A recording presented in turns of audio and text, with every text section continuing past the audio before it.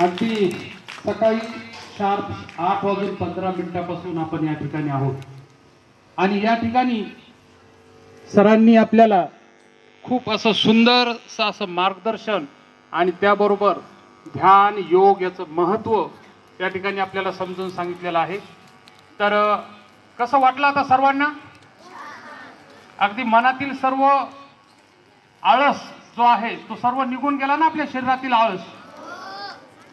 खूप सुंदर आणि सर या ठिकाणी आलेत त्याबद्दल या सर्व टीमचं आभार प्रदर्शन करण्यासाठी माझे सहकारी श्री मगरे सर यांना अशी विनंती करतो की त्यांनी या कार्यक्रमाचा जो शेवटचा भाग आहे आभार प्रदर्शन, तर त्यांनी या ठिकाणी आभार प्रदर्शन करावं. मगरे सर.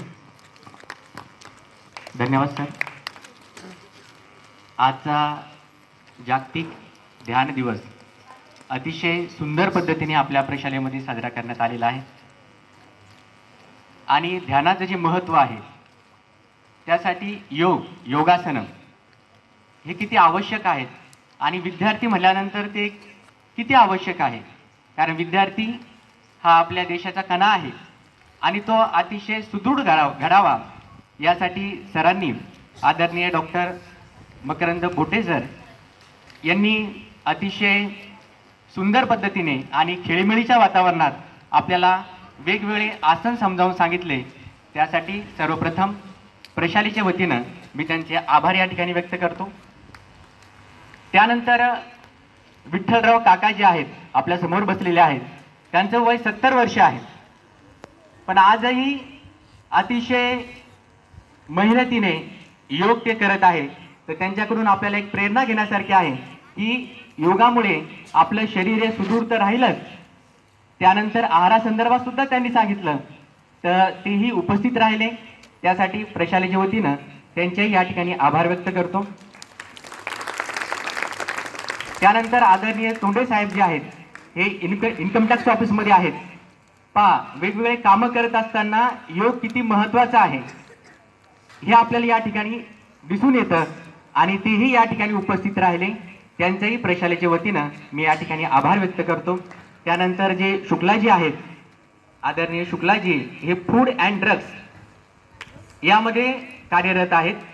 म्हणजे वेगवेगळ्या क्षेत्रामध्ये कार्यरत असताना सुद्धा आपले आरोग्य हे सगळ्यात महत्त्वाचं आहे.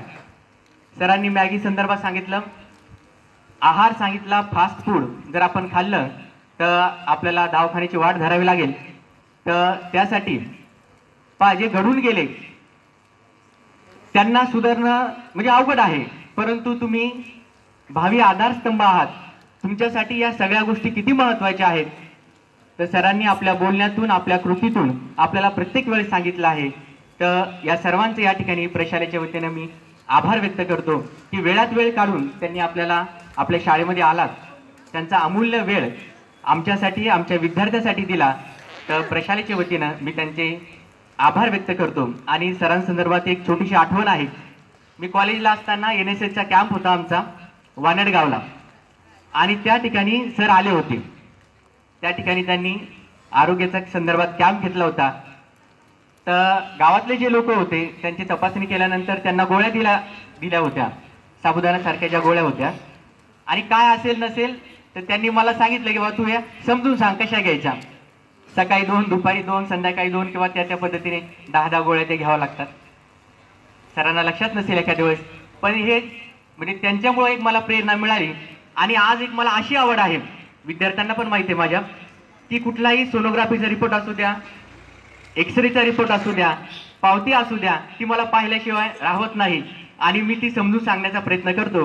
म्हणजे खंत आहे, मला डॉक्टर होता आलं नाही परंतु माझा विद्यार्थी कसा डॉक्टर बनेल यासाठी मात्र माझी सतत तळमळ असते. तर ही सरांचीच प्रेरणा आहे. या ठिकाणी मी आवर्जून सांगू इच्छितो की सरांमुळे म्हणजे मला त्यावेळेस आता कॉलेजला असताना इतकं काही भविष्यात काय